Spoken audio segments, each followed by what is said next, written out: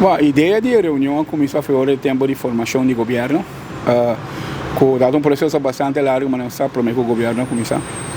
Dia 28 de março, minuto era, em foi agora aí, nós estamos entregando um draft de nossa visão para Pariba. É um draft que nós estamos nós estamos em reunião com os membros, nós estamos em reunião, nós chamamos reunião pública Pariba, trabalhando de visão. A visão de maneira algo que está continuando também, não? Pero por fim, na final de junho, nós chegamos para nós estar claro. Depois, está em reunião de parlamento, em coisas que está going on, porque era puxa reunião. Então, verdade, pode ter uma ausência completamente de governo para o qual de Pariba. Pero, foi hora nós senta aí na reunião era assim interessante, que todo mundo está participando e não está senta, veita e reconhecer todas as coisas que nós estamos fazendo. E de uma ou mais maneira, me está veita que não está de acordo e me está sentindo que nós temos sustento. A primeira coisa que podemos identificar para São Nicolás é low hanging fruit.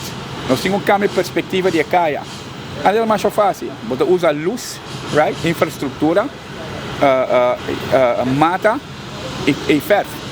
Se nós começarmos mesmo com o presidente do projeto, ideia de projeto de Bernard Straat, que está a metade é upgrade, right? Não fácil, mas upgrade, por exemplo, eu tenho que buscar private funding base, não todo mundo usa fundo público, mas a revitalização de Main Street, por exemplo, uma vez que passa, a gente vai ter câmbio, para trabalhar em track, que roupa a gente que inversionista já foi a comprar edifício na São Nicolás, e botar o que me tem que ver um exemplo de jeta, inversionista já foi a comprar